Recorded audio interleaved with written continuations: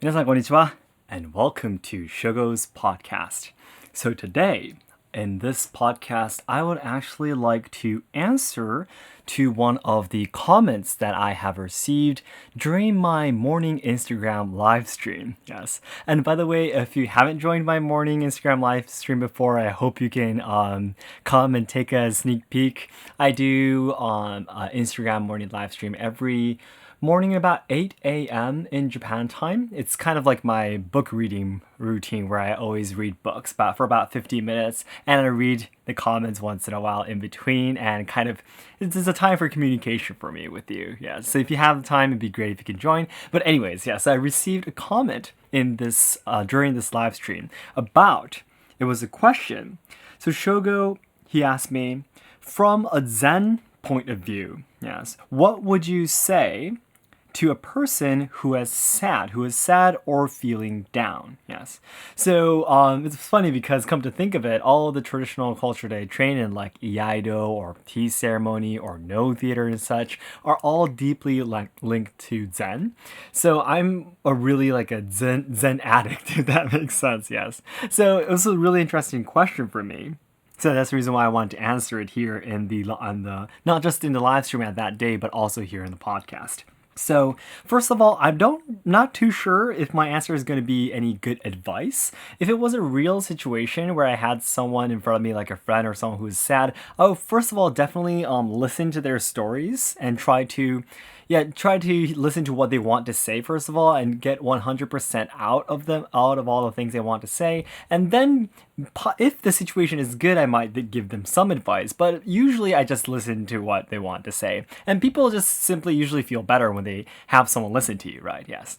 But if that person were to ask my advice, my answer would be what I'm going to be saying now. So for me, my life, the way I see my life is relativism.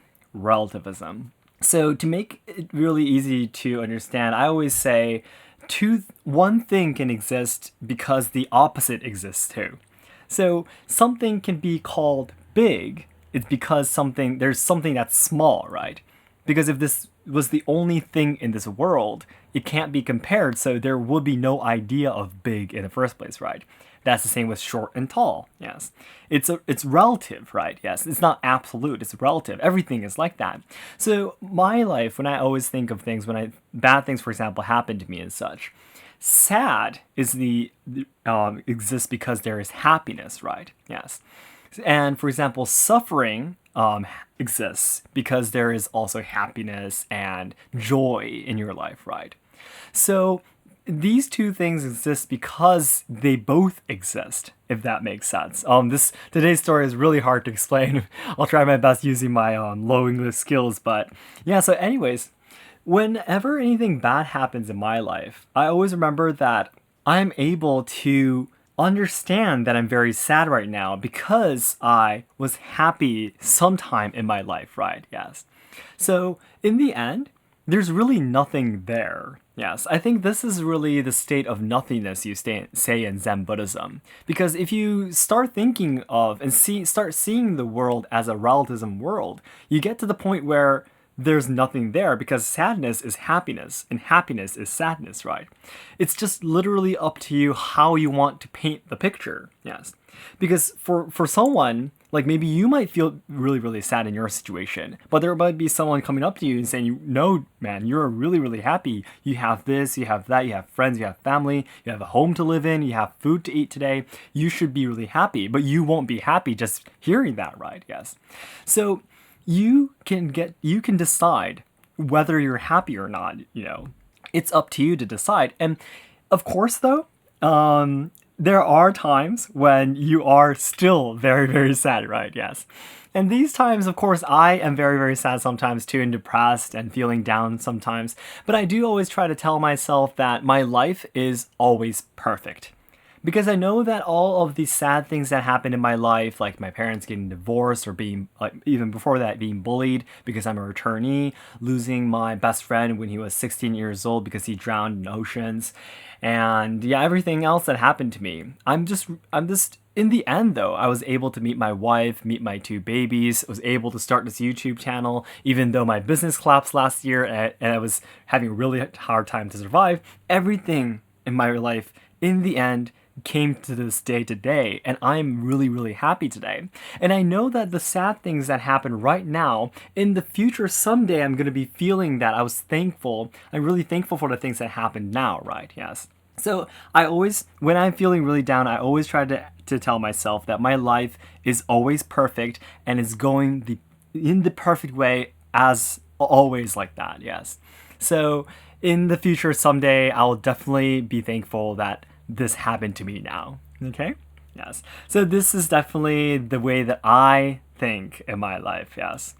And another thing I can say is when if I were to give more concrete advice, not just like your feelings and how you think and such, whenever I have something that I'm very worried about, yes, I always try to think up of a solution in advance. Yes.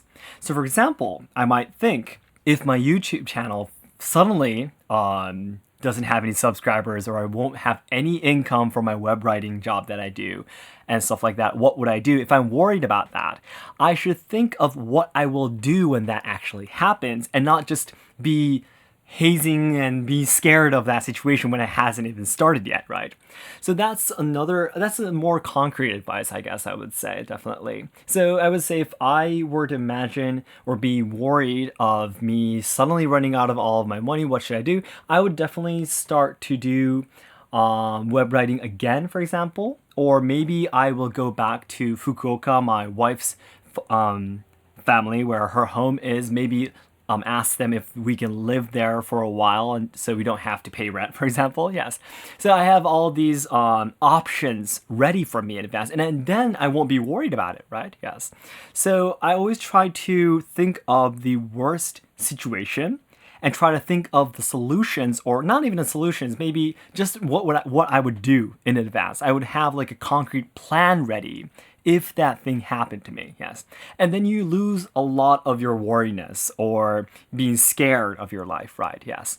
So that would be like my really, concrete, physical way of solving sadness or being worried or anxiety and such, yes. So the first is always telling yourself that your life is perfect, because it is, yes.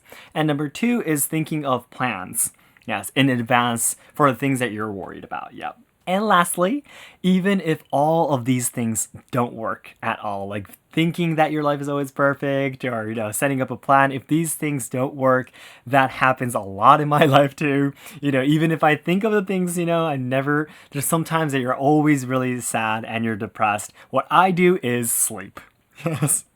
And I think it's, of course, difficult for some people. If you're worried about something, if you're feeling anxiety and such, really hard for you to sleep. But I'm the kind of person who can, when I'm really, really sad about something, I kind of run away and kind of sleep, if that makes sense, run away from reality and sleep. So in the end, if you're able to, trying to think and solve things sometimes doesn't work. Maybe it's just an indication that you're a little bit tired, yes. So I always say you should get some extra sleep, yeah. So this is really simple, but yeah, this would definitely be my third third advice I would give to someone who is not feeling so good. Okay, so I hope this was interesting. And again, I am in love with Zen philosophy and all of the traditional culture that are related to Zen. But to be honest, I've of course studied the traditional culture and such, but I haven't, academically, I guess I could say, having studied about the relationship between traditional culture and the Zen philosophy, how they got matched and how they got connected and such. So this is actually something that I really want to study in the near future, and if I do, I will of course make a video and talk about it so you can get to know about it too. Alright, so everyone, thank you so much for listening to today's podcast, and I will talk to you again soon. Bye.